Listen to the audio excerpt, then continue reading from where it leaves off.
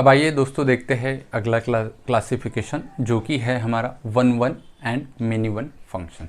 ठीक है, इसमें भी क्या होगा, या तो फंक्शन वन वन होगा या फिर मेनी वन होगा, इसमें तीसरा नहीं है। इवन ऑड में क्या था, इवन था ऑड था, अगर दोनों नहीं हुआ तो वो तीसरा भी हो सकता था। ठीक है, लेकिन इसमें कोई अगर फंक्शन वन वन है तो वो मेनी वन नहीं हो सकता है, और कोई अगर फंक्शन मेनी वन है तो वो वन वन नहीं हो सकता है। या फिर यूँ समझ लो कि मैंने बताया कि कोई फंक्शन है वो वन वन नहीं है, तो इसका मतलब क्या होगा, फिर वो क्या होगा, मेनी वन होगा। या फिर यूँ कहो कि मैंने आपसे कहा कि कोई फंक्शन मेनी वन नहीं है, तो इसका क्या मतलब होगा कि वो मेनी वन नहीं है, तो वो क्या होगा, वन वन होगा। तो इसमें जैसे हमने इंटू ऑन टू में देखा था, या तो इंटू होगा या ऑन टू होगा, तीसरा नहीं था।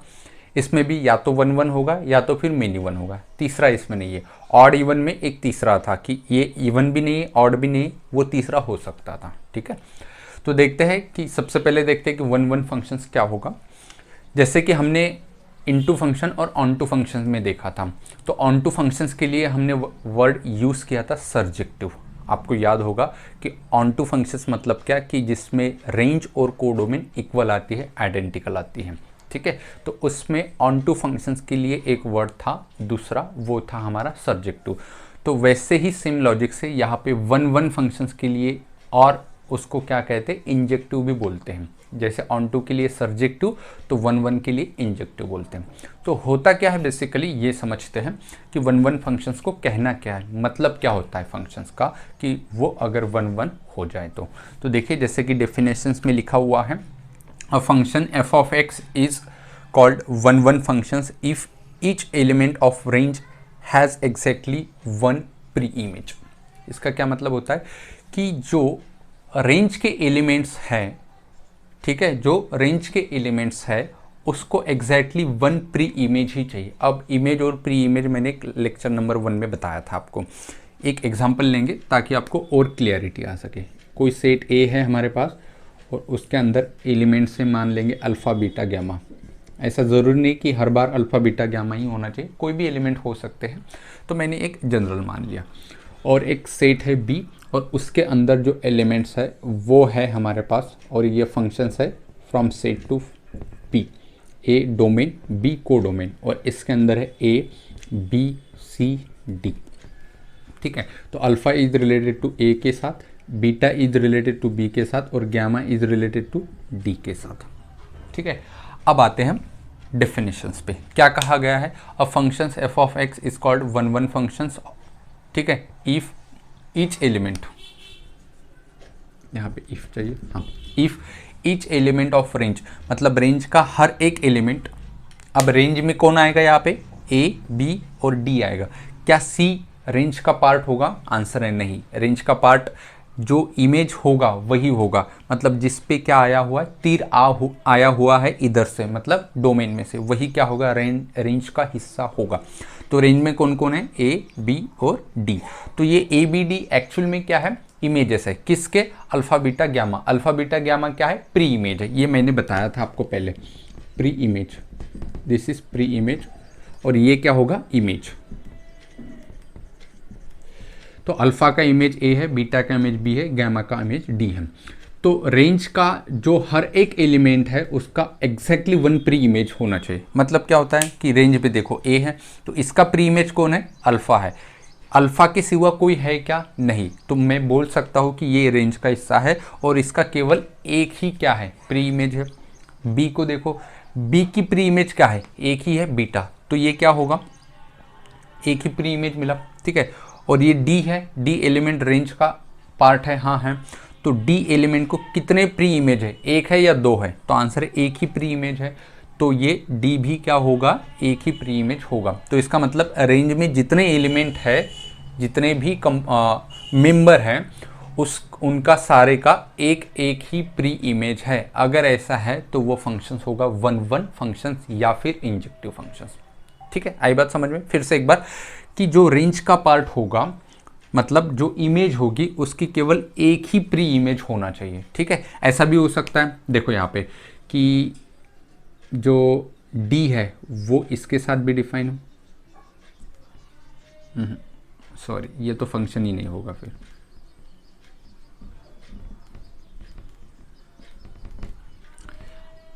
दूसरा एग्जांपल लेते हैं ताकि आपको समझ में आ सके, वो मिनी वन में देख लेंगे हम, ठीक है। अभी 2 मिनट में समझते हैं, लेकिन अभी तो इतना ही समझना है आपको कि अगर कोई फंक्शन वन वन फंक्शंस है तो जो इमेज होगा, मतलब जो रेंज होगी, उसका हर एक एलिमेंट का एक ही क्या होगा, प्री इमेज होगा, ठीक है।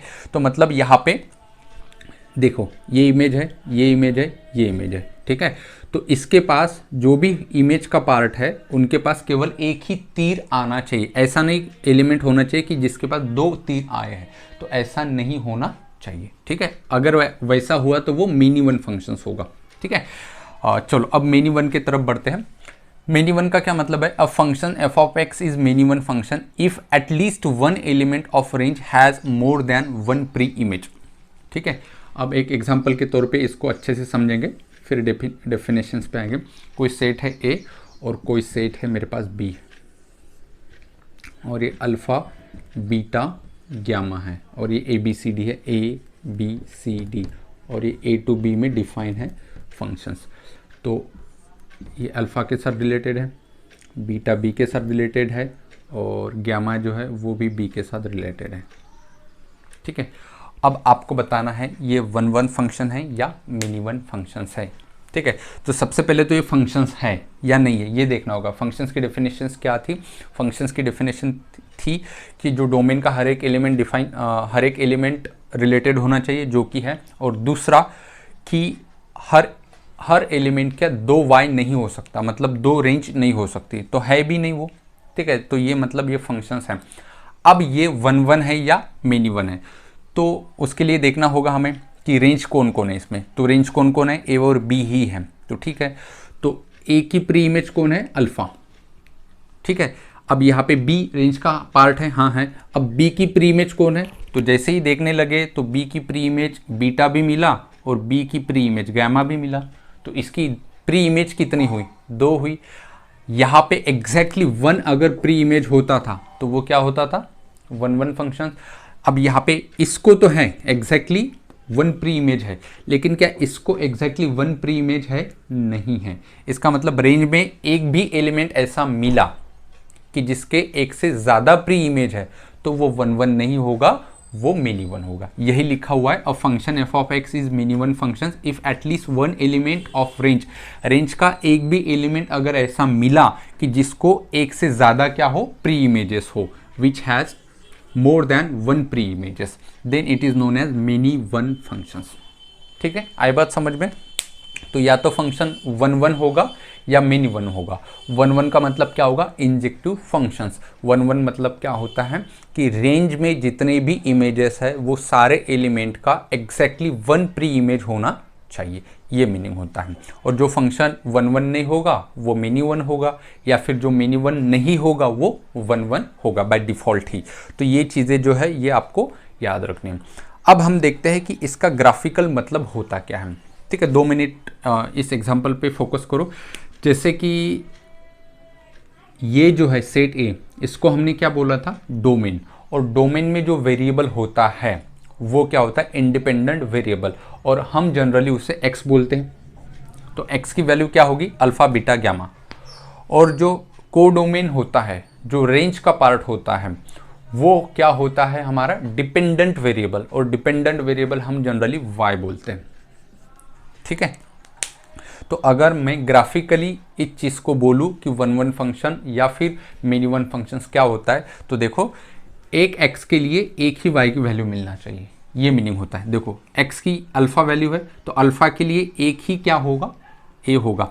या फिर ऐसे बोलो इसको कि y की वैल्यू है तो ये y की वैल्यू है, y की वैल्यू के लिए एक ही x होगा। ये क्या है b भी किसका पार्ट है, y का, तो y की वैल्यू के लिए एक ही x की वैल्यू होगी। और ये d किसका पार्ट है, y का, तो अगेन y की वैल्यू के लिए एक ही x होगा। तो जनरली हमें अगर ग्राफिकल बताना है इसी को वन वन फंक्शंस को, तो कैसे बता सकेंगे कि y की एक वैल्यू के लिए एक ही x की वैल्यू हो सकती है, ठीक है। ग्राफिकली हम आगे पढ़ेंगे कि ग्राफिकली मीनिंग क्या होता है। और वही यहाँ पे क्या होगा, ये तो x होगा और ये y होगा। तो इसमें क्या हो सकता है कि एक y की वैल्यू के लिए 2 x की वैल्यू हो सकती है, मतलब 2 ऐसे x आ रहे हैं कि दोनों x के लिए y की एक ही वैल्यू मिल रही है, तो वो क्या होगा, फिर मिनी वन फंक्शन होगा। लेकिन एक y के लिए एक ही x होगा, ठीक है, तो वो क्या होगा फिर हमारा 1 1 फंक्शन ही होगा। अब देखते हैं हम ग्राफिकली इसका मतलब क्या होता है। एक दो ग्राफ निकाल लेते हैं और वहाँ से हम देखते हैं कि कौन सा 1 1 फंक्शन है और कौन सा मिनी 1 फंक्शन है। आपको और ज़्यादा क्लियरिटी आपको मिल जाएंगे।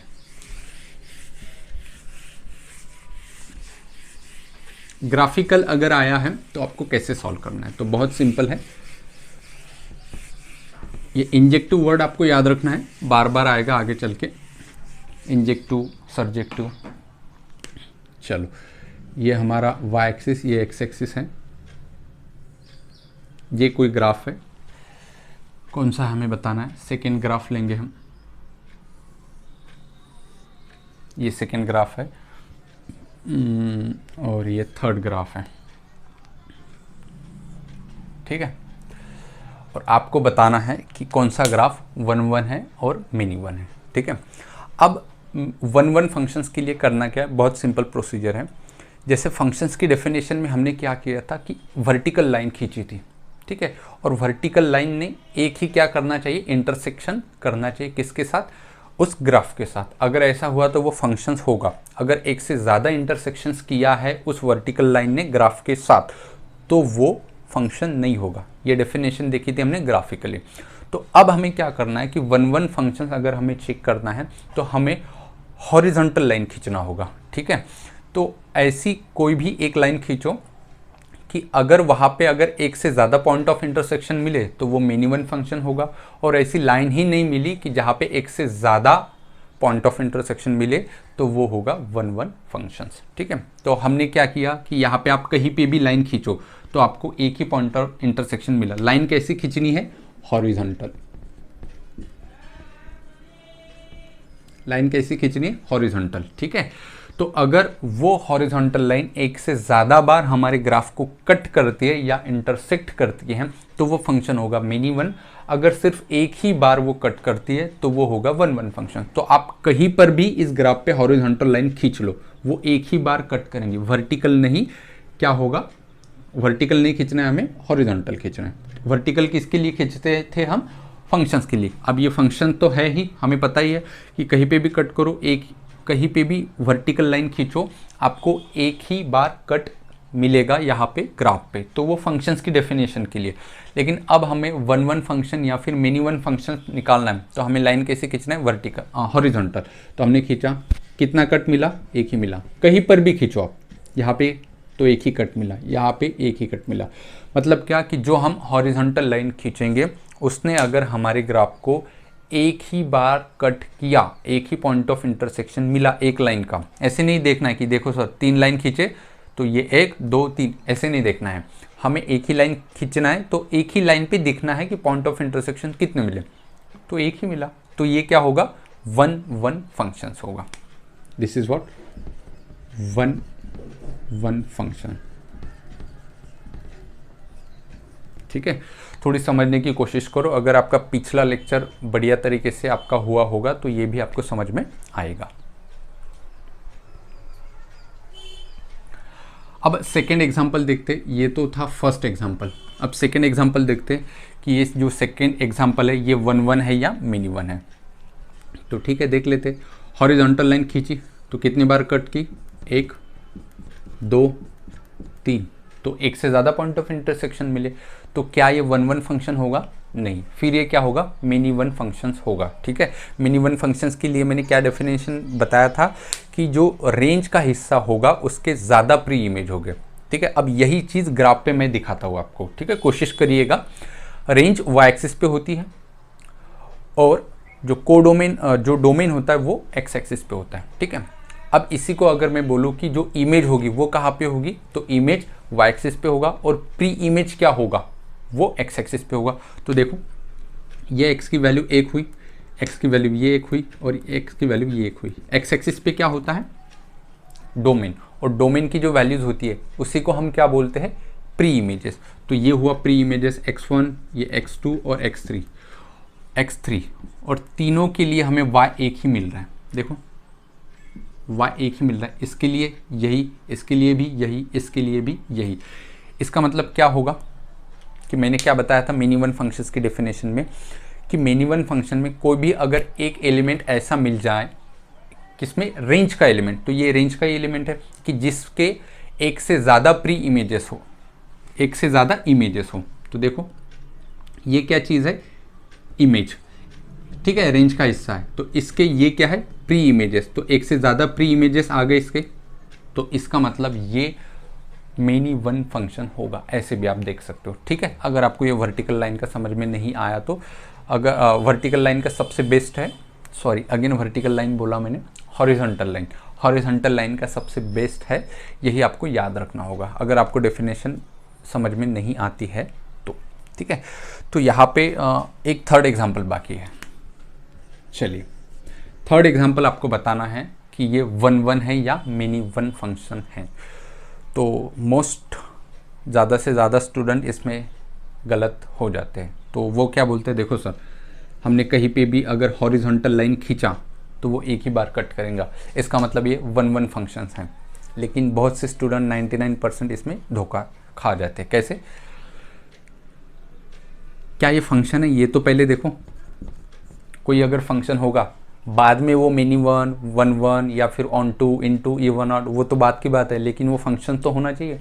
तो फंक्शन की डेफिनेशन में क्या बोला था ग्राफिकली, कि एक वर्टिकल लाइन खींचो, खींच ली वर्टिकल लाइन। फंक्शंस की डेफिनेशन सेटिस्फाइड करने के लिए पहले वो चेक करना होगा कि given curve, given graph function भी है या ऐसे ही सॉल्व कर रहे हैं। ठीक है, तो फंक्शंस चेक करने के लिए हम क्या करते थे, वर्टिकल लाइन खींचते थे। अगर वो एक से ज़्यादा बार कट हुई तो वो फंक्शन नहीं है, तो फंक्शन ही नहीं है तो सवाल ही नहीं बनता कि वो वन वन है या ऑन टू है। ठीक है, अगर कोई फंक्शन, कोई ग्राफ फंक्शन का नहीं है तो वो one one, many one, onto, into, even out का सवाल ही नहीं बनता। तो इसका आंसर क्या होगा, not function, this graph is not functions. ठीक है, तो मैं पूरी उम्मीद रखता हूँ कि आप लोगों को समझ में आया होगा। ठीक है, चलिए अब बढ़ते हैं, कुछ नोट्स वगैरह है वो लिख लेते हैं, उसको समझते हैं। आइए दोस्तों देखते हैं अब कुछ नोट। नोट नंबर 1 है, if f of x is even function then it is many one functions. यहाँ पे वन चाहिए, मेनी वन फंक्शंस।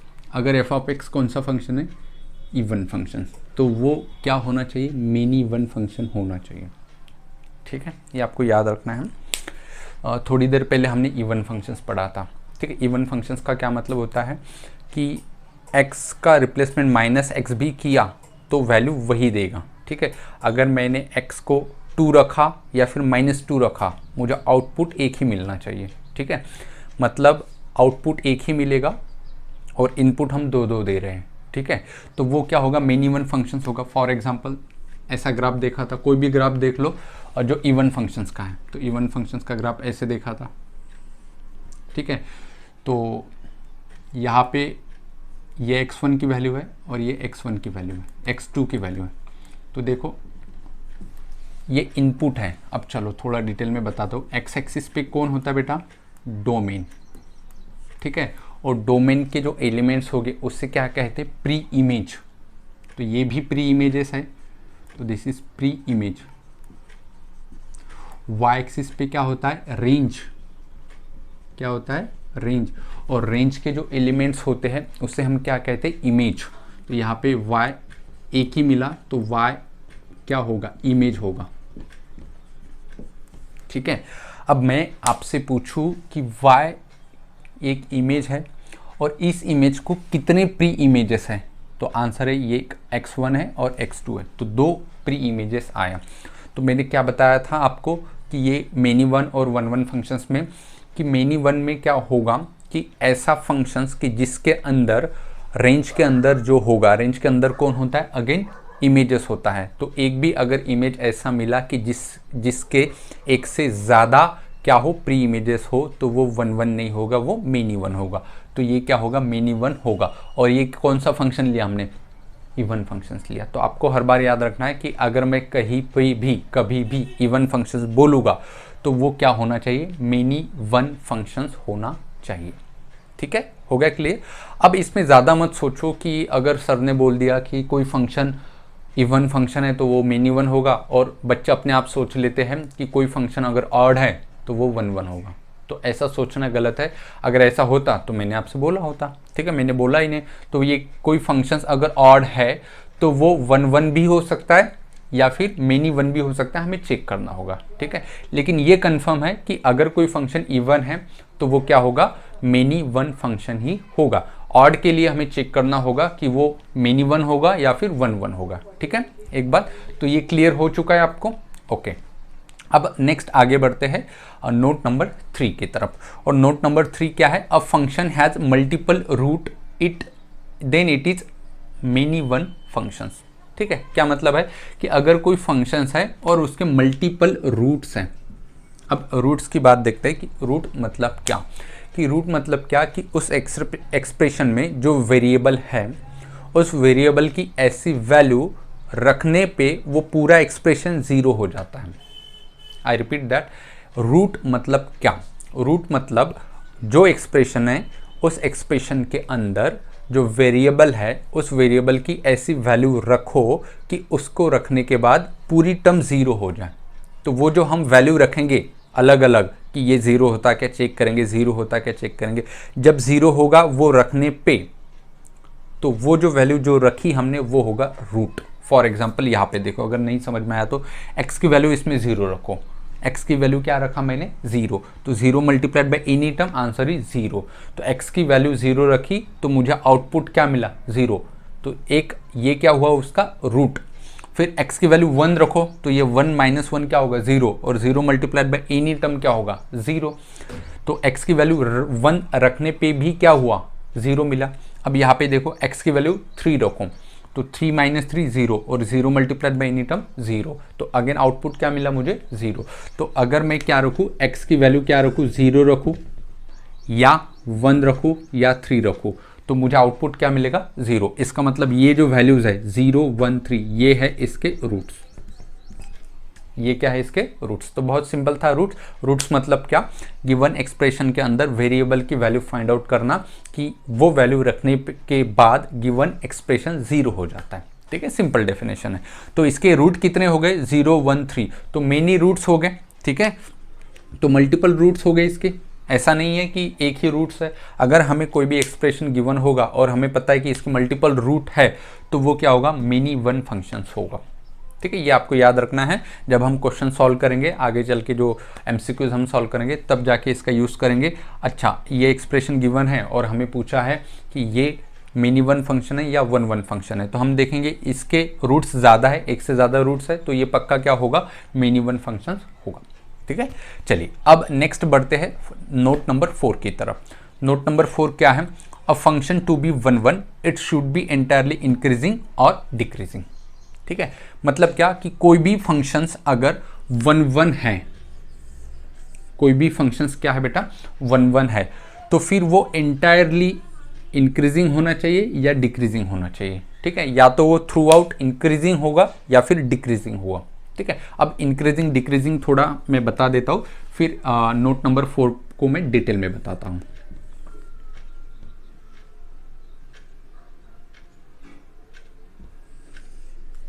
चलो, कोई ये ग्राफ है और ये ग्राफ हमें बताना है कि ये ग्राफ इंक्रीजिंग है या डिक्रीजिंग है, ठीक है। तो हम क्या करेंगे, इस साइड से चलना शुरू करेंगे, इस साइड से चलना शुरू करेंगे। जब हम चलते हैं तो ये ग्राफ ऊपर की तरफ जाता है या नीचे की तरफ आता है, ये देखना है, ठीक है, वाई एक्सिस पे देखना है, ठीक है। जब हम ऐसे चलना स्टार्ट किया तो पहले यहाँ पे था तो ये वैल्यू मिली, फिर यहाँ पे आए तो ये वैल्यू, तो फिर ये किधर जा रहा है, फिर हम यहाँ पे आ गए तो ये वैल्यू प्रोड्यूस किया, तो फिर हम यहाँ पे आए तो इसने ये वैल्यू प्रोड्यूस किया, ठीक है। यहाँ पे आए तो ये वैल्यू प्रोड्यूस किया, और जैसे जैसे हम बढ़ते गए ये कहाँ की तरफ चला, ऊपर की तरफ चला, और ऊपर तो पॉजिटिव होता है ना, और इधर तो निगेटिव होता है, मतलब निगेटिव से पॉजिटिव की तरफ चल रहा है, मतलब हम ऐसे चल रहे हैं। तो हर बार ये ग्राफ बढ़ रहा है, बढ़ रहा है मतलब क्या हो रहा है, इंक्रीजिंग हो रहा है। इतना तो समझ में आता है, ठीक है। तो इंक्रीजिंग का मतलब क्या होगा कि जब हम इधर से देखेंगे तो एंटायरली ग्राफ ऊपर की तरफ जाना चाहिए। अगर ऐसा है तो वो क्या होगा, इंक्रीजिंग फंक्शन होगा। फॉर दूसरा एग्जांपल लेंगे हम,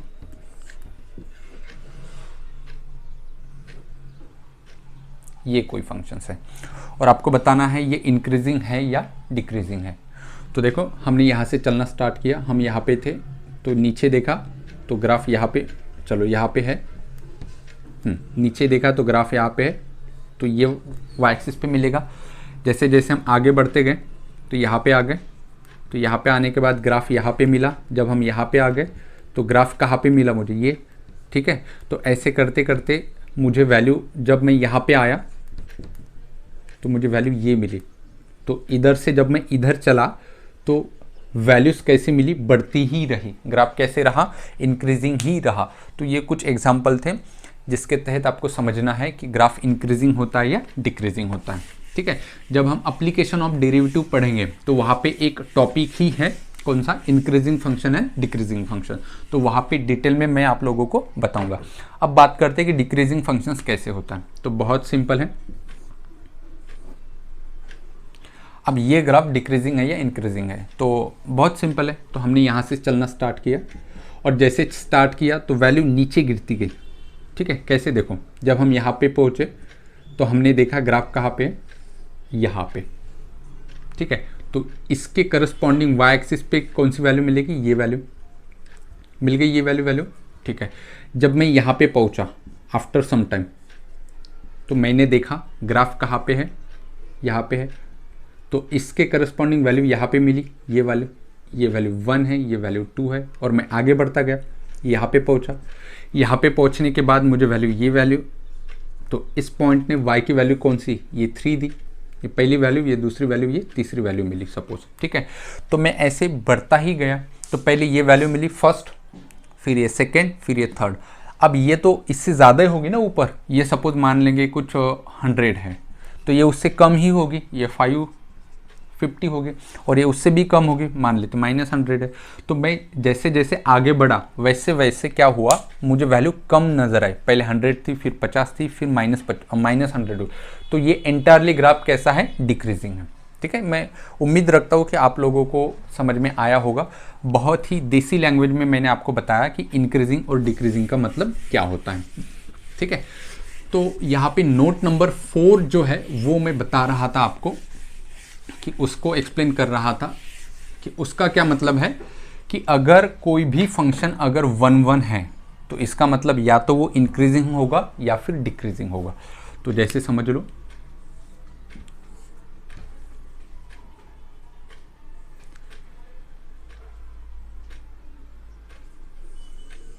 चलो ये कोई ग्राफ है,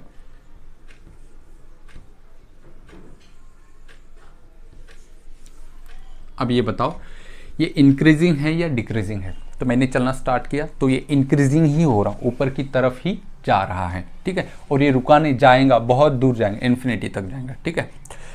तो ये इंक्रीजिंग है पहली चीज।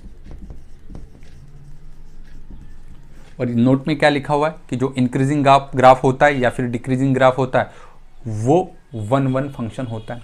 तो ये प्रूफ करेंगे।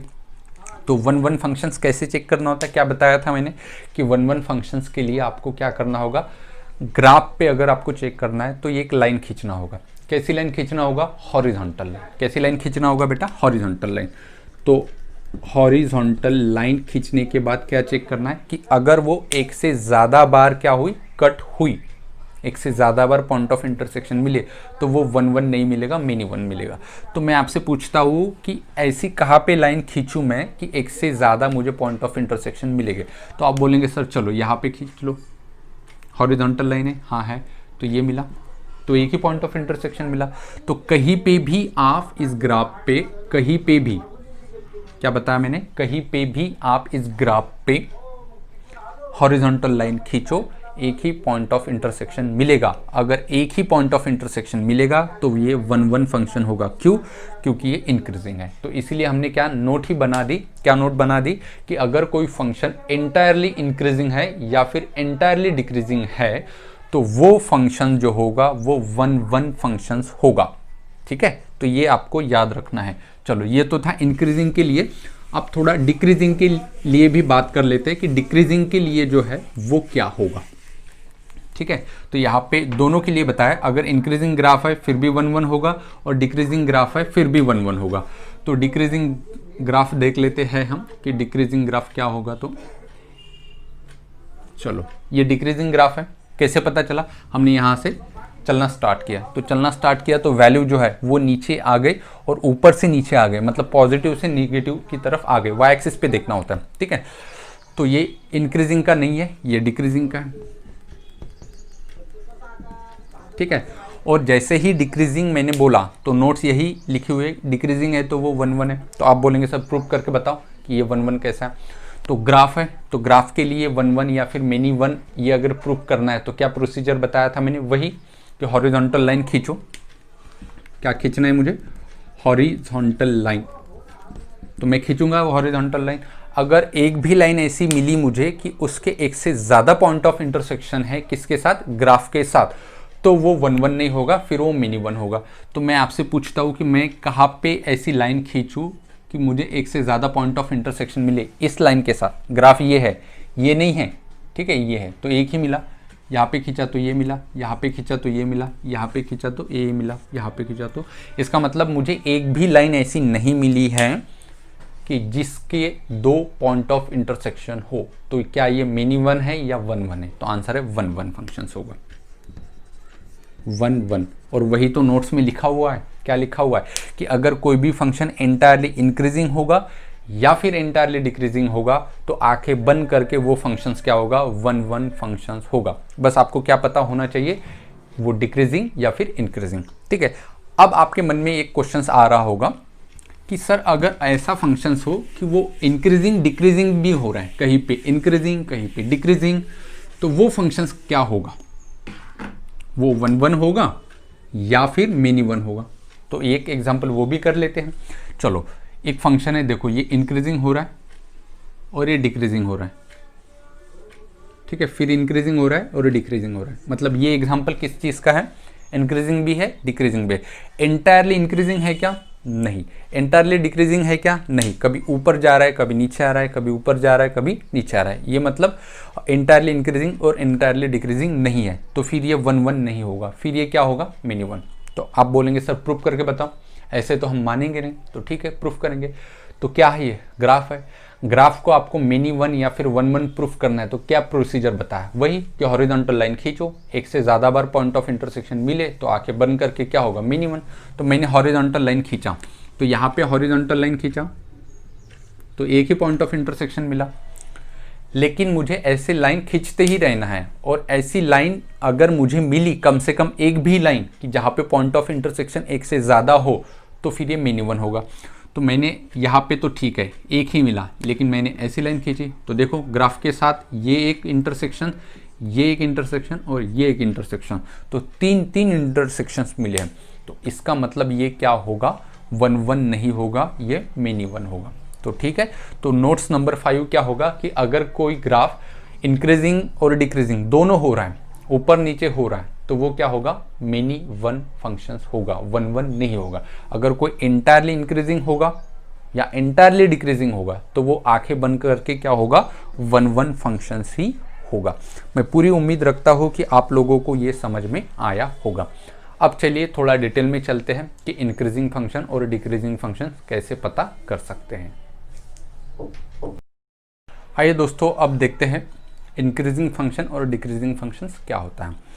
वैसे ये टॉपिक हमें एप्लीकेशन ऑफ डेरिवेटिव में वहीं पे रिपीट होगा, तो वहाँ पे और ज़्यादा डिटेल में देखेंगे, लेकिन यहाँ पे भी फंक्शन चैप्टर में भी हमें काम है इसका, तो हम पढ़ लेते हैं।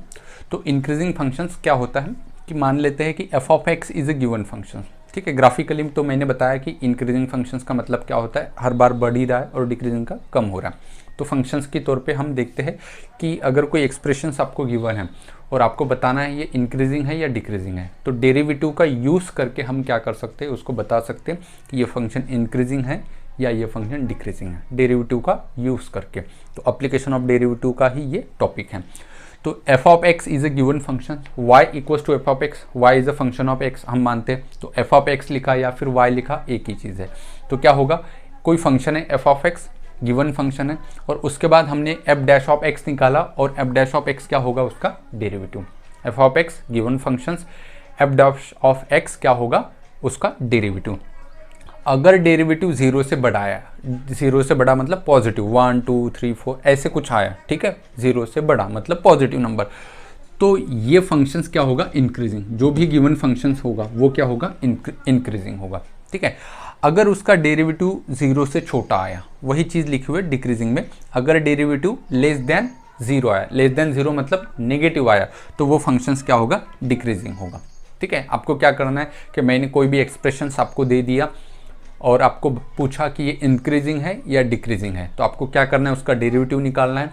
अगर डेरिवेटिव पॉजिटिव आएगा तो वो इंक्रीजिंग, अगर डेरिवेटिव निगेटिव आया तो वो डिक्रीजिंग होगा, ठीक है। फॉर एग्जांपल ये कोई क्वेश्चन है number 1, y equals to, y मतलब एफ ऑफ एक्स, ठीक है, इक्वल्स टू दे दिया मैंने आपको tan इनवर्स x, और मैंने आपसे पूछा कि tan इनवर्स x ये इंक्रीजिंग फंक्शन है या डिक्रीजिंग फंक्शन है। तो बहुत सिंपल है, क्या करो, इसका डेरिवेटिव निकालो। डेरिवेटिव मतलब d y by d x, ये निकालो, या फिर उसी को हम एफ डैश ऑफ एक्स बोलेंगे। यहाँ पे एफ डैश ऑफ एक्स बोला है मैंने, तो यही होगा दोनों, ठीक है, आपको पता होना चाहिए। और tan इनवर्स एक्स का डेरिवेटिव क्या होगा, 1/1 प्लस एक्स स्क्वायर, ठीक है, ये एक्सप्रेशन मिला। अब मैं आपसे पूछता हूँ 1/1 प्लस एक्स स्क्वायर हमेशा पॉजिटिव मिलेगा या हमेशा नेगेटिव मिलेगा, या बता नहीं सकते, तीनों में से क्या होगा। तो एक तो ये स्क्वायर है, ठीक है, स्क्वायर क्या कभी नेगेटिव होगा, नहीं होगा, या तो वो 0 होगा या तो फिर 0 से बड़ा ही होगा। मतलब अगर ये 0 हुआ तो 1/1 1 तो आंसर कम से कम मिला। अगर ये फिर x की वैल्यू कोई भी रखो, ये तो पॉजिटिव ही मिलेगा हमेशा। तो इसका मतलब डेरिवेटिव जो है वो नेगेटिव कभी भी नहीं आ सकता है। आप बोलेंगे सर नेगेटिव क्यों नहीं आ सकता है, फिर मैं आपसे पूछूंगा कि हाँ चलो नेगेटिव आएगा, x की वैल्यू क्या रखूँ तो पूरा एक्सप्रेशन नेगेटिव आएगा। ये नेगेटिव आ ही नहीं सकता, ठीक है, क्यों नहीं आ सकता, क्योंकि x का क्या है, स्क्वायर है, और किसी भी नंबर का स्क्वायर क्या होगा, पॉजिटिव, और पॉजिटिव प्लस पॉजिटिव पॉजिटिव ही होगा, और पॉजिटिव अपॉन पॉजिटिव पॉजिटिव ही होगा। तो इसका मतलब हमेशा ये पॉजिटिव होगा। तो ये ऑलवेज ग्रेटर देन 0, तो ऑलवेज ग्रेटर देन 0 ये कंडीशन है या ये कंडीशन है, तो ये कंडीशन है। तो फंक्शंस क्या होगा, इंक्रीजिंग। तो देयरफॉर ये जो है फंक्शंस कौन सा, tan इनवर्स x, ये क्या है, ऑलवेज इंक्रीजिंग। और जैसे कि इससे पहले मैंने यहाँ पे नोट्स लिखाई थी कि जो फंक्शन एंटायरली इंक्रीजिंग होगा या एंटायरली डिक्रीजिंग होगा वो फंक्शंस क्या होगा, 1 फंक्शंस होगा। Therefore tan inverse x is 1 function, 1 functions, ठीक है।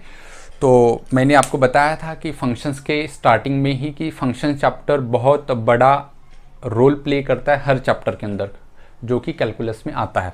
तो देखिए यहाँ पे हम डेरिवेटिव का यूज़ करके भी बता सकते हैं कि कौन सा फंक्शन 1 है और कौन सा फंक्शन मिनी 1 है, ठीक है। तो चलिए ये तो था फर्स्ट क्वेश्चन। अब सेकंड क्वेश्चन लेते हैं ताकि आपको और बेहतरीन तरीके से इंक्रीजिंग और डिक्रीजिंग का मतलब समझ में आ सके। तो ये तो इंक्रीजिंग, और डेरिवेटिव अगर लेस देन 0 आता है, कोई भी क्वेश्चन हो, डेरिवेटिव अगर क्या आता है, लेस देन 0 आता है, तो वो क्या होगा, हमारा डिक्रीजिंग फंक्शंस होगा, ठीक है। यही मतलब होता है इंक्रीजिंग और डिक्रीजिंग का। एक क्वेश्चन लेते हैं कि F of x equals to है x³ माइनस एक्स, और आपको बताना है कि ये 1 फंक्शन है या मेनी 1 फंक्शंस हैं। तो कैसे पता करेंगे, तो 1 फंक्शंस कब होता है, अगर कोई फंक्शंस इवन होगा, इवन फंक्शंस होगा तो वो मेनी 1 होता है, ठीक है। अगर कोई फंक्शंस इंक्रीजिंग होगा कंटिन्यूसली या कंटिन्यूसली डिक्रीजिंग होगा तो वो क्या होता है, 1 होता है। अगर किसी फंक्शंस के रूट मल्टीपल हो तो वो क्या होता है, मेनी 1 होता है। तो क्या हम इसके रूट निकाल सकते हैं, आंसर हाँ है। तो x कॉमन ले लो, अंदर क्या बचेगा, x² माइनस 1। तो रूट क्या क्या आ गए, x की वैल्यू 0 रखो, ये पूरा 0 हो जाएगा। x की वैल्यू चलो 1 रखो, तो ये पूरा 0 हो जाएगा। -1 रखो, रख के देखना आप खुद, तो ये 0 होगा। तो ये क्या हो गए इसके रूट्स, और इसको मल्टीपल रूट आ गए हैं। तो मैंने नोट्स में आपको लिखाया था आप थोड़ी देर पहले कि अगर रूट्स एक से ज़्यादा होगा, मतलब मल्टीपल रूट्स होगा, तो वो फंक्शंस क्या होगा, मेनी 1 फंक्शंस होगा, मेनी 1 फंक्शंस होगा, ठीक है। तो मैं पूरी उम्मीद रखता हूँ कि आप लोगों को ये क्वेश्चन समझ में आया होगा। इसी के बेसिस पे मिनी वन पे एक क्वेश्चन कर लेते हैं। ये क्वेश्चन नंबर 2, क्वेश्चन नंबर 3 कर लेते हैं। चलो कि F of x equals to है suppose X into sine X, और आपको बताना है कि ये फंक्शंस मिनी वन है या वन वन फंक्शंस है।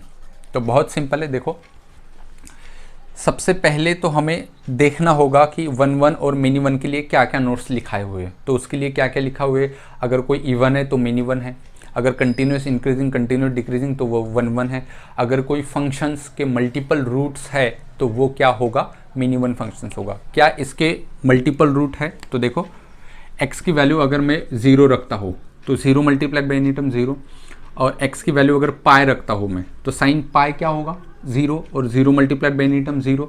अगर 2 पाई रखता हूँ, 3 पाई रखता हूँ, 4 पाई रखता हूँ, है ना, ऐसे तो बहुत सारे इनफाइनाइट सॉल्यूशन हो गए।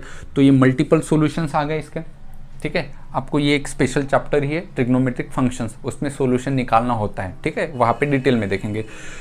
तो ये क्या होगा, मल्टीपल सॉल्यूशंस। तो मल्टीपल सॉल्यूशन का मतलब मल्टीपल रूट्स। अगर कोई फंक्शन है उसके अगर मल्टीपल रूट आए हैं तो ये क्या होगा, मेनी वन फंक्शंस होगा।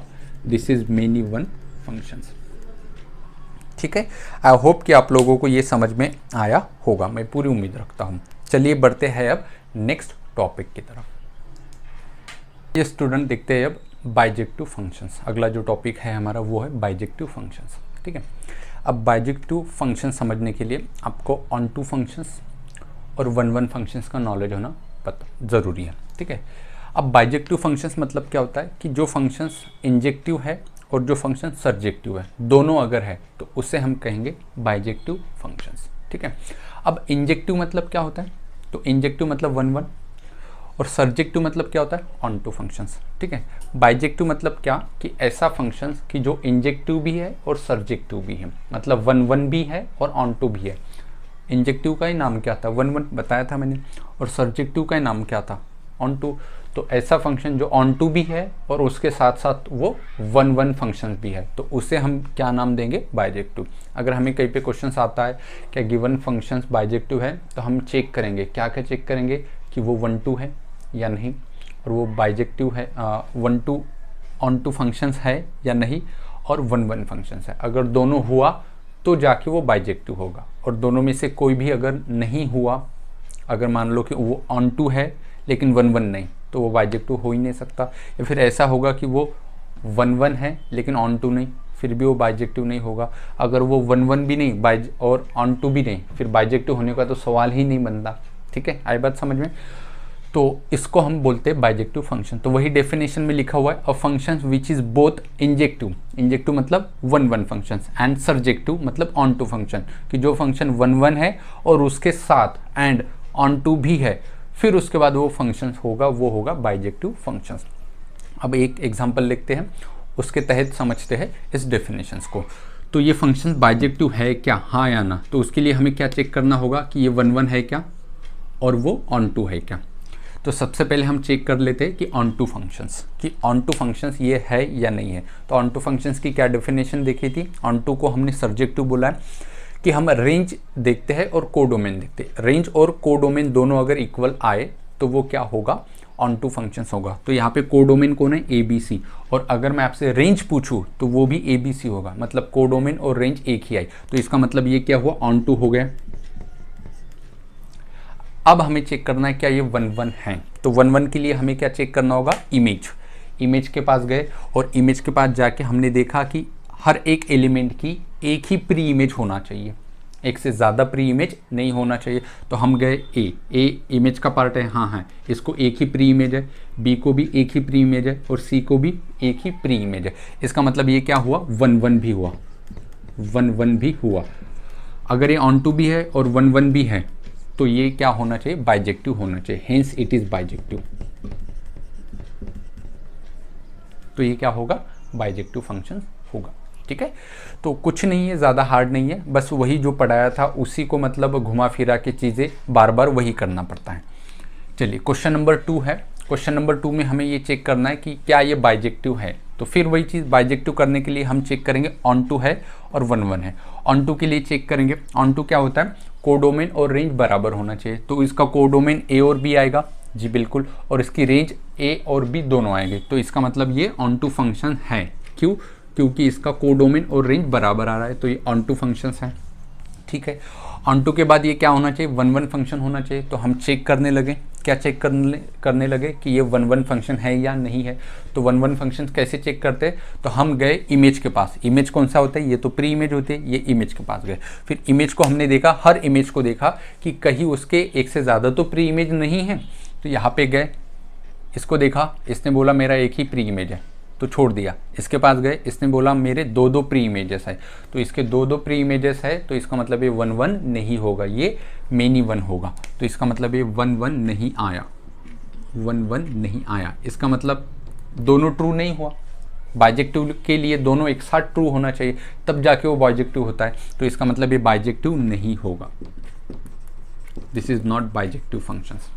ठीक है, अब ये बताइए क्या ये बाइजेक्टिव है या नहीं। फिर बाइजेक्टिव के लिए क्या करना होगा? ऑन टू है क्या? तो हम गए ऑन टू के लिए।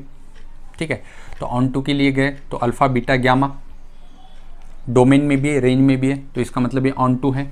ठीक है, फिर हम गए चेक करने के लिए वन वन है क्या। तो हम गए यहाँ पे प्री इमेज के पास, हर एक एलिमेंट को पूछा क्या तेरे प्री इमेज कितने हैं। इसने बोला मेरी एक ही प्री इमेज है, इसने भी बोला मेरी एक ही प्री इमेज है, और इसने भी बोला मेरी एक ही प्री इमेजेस है। फिर हमने बोला अच्छा एक इमेज की एक ही प्री इमेज है, मतलब ये वन वन फंक्शंस होगा। और बहुत से स्टूडेंट क्या बोल देते हैं? ये बाइजेक्टिव फंक्शंस हैं। तो वहाँ पे बहुत से स्टूडेंट बाइजेक्टिव फंक्शंस यस बोलते हैं, तो 99% वहीं पे मिस्टेक करते हैं। तो मैं आपसे पूछता हूँ कि इसका सही जवाब बाइजेक्टिव फंक्शन नहीं है। ऐसा मैं क्यों बोल रहा हूँ? तो अगर आप ध्यान से देखोगे तो ये फंक्शन ही नहीं है, ये फंक्शन ही नहीं है, क्योंकि जो डी है वो तो लेफ्ट है ना। लेफ्ट है मतलब वो किसी के साथ रिलेटेड है ही नहीं, ये तो डोमेन का पार्ट है। तो डोमेन का पार्ट छूटना नहीं चाहिए। याद करो फंक्शन की डेफिनेशंस क्या बोला था कि फंक्शन अगर कहीं पे भी डिफाइन है, फंक्शन की डेफिनेशंस क्या थी कि जो भी डोमेन का हिस्सा होगा उसका हर एक एलिमेंट रिलेटेड होना चाहिए, उसमें कोई छूटना नहीं चाहिए, ये बताया था। और हर एक एलिमेंट क्या होना चाहिए? यूनिकली रिलेटेड होना चाहिए बी सेट के साथ। तो यहाँ पे डी तो छूट गए, ये तो रिलेटेड ही नहीं है। इसका मतलब ये bijective, bijective, onto, into या फिर वन वन, मेनी वन, ये तो सवाल ही नहीं बनता, ये फंक्शन ही नहीं है। ठीक है, तो ये पूरा आपको नॉलेज होना चाहिए। तो मैं उम्मीद रखता हूँ कि दोस्तों आप लोगों को ये पूरा लेक्चर अच्छे से समझ में आया होगा। ठीक है, तो यहाँ पे हमने बाइजेक्टिव फंक्शंस कवर किया है। अब नेक्स्ट लेक्चर में हम देखेंगे ग्राफ रिलेटेड क्वेश्चंस। पूरा जो ग्राफ है फंक्शंस के लिए, जितने भी ग्राफ है वो हम डिटेल में देखेंगे, जानेंगे कि ग्राफ के आधारित पे हम क्वेश्चंस को कैसे सॉल्व करते हैं। अगर आप ये वीडियो पहली बार देख रहे हो, अगर चैनल पे नए हो तो चैनल को ज़रूर सब्सक्राइब कीजिए। मैं इसी तरीके जो लेक्चर है वो डिटेल में कंटेंट जो होगा हमारा वो बहुत ही क्वालिटेटिव कंटेंट होगा। ठीक है, और अगर आप पहले से सब्सक्राइब किए हुए हैं तो आपका बहुत बहुत शुक्रिया। अपने दोस्तों के साथ इस वीडियो को शेयर कीजिए। एसके स्टडी फोरम के बारे में उन्हें भी बताइए कि ये मैथमेटिक्स का ऐसा चैनल है जहाँ पे आपको पूरा कंटेंट मिलेगा, चाहे आप बोर्ड के लिए प्रिपेयर कर रहे हो या फिर आप सीईटी के लिए प्रिपेयर कर रहे हो। यहाँ पे पूरा थ्रू आउट जो कंटेंट होगा, और वो भी कंटेंट इतना दर्जेदार होगा कि आपको दूसरे कई यूट्यूब चैनल पे मिलना मुश्किल है। ठीक है, तो आज के लिए इतना ही, रुकते हैं आज, मिलते हैं फिर कल नेक्स्ट वीडियो में। तब तक के लिए बाय बाय।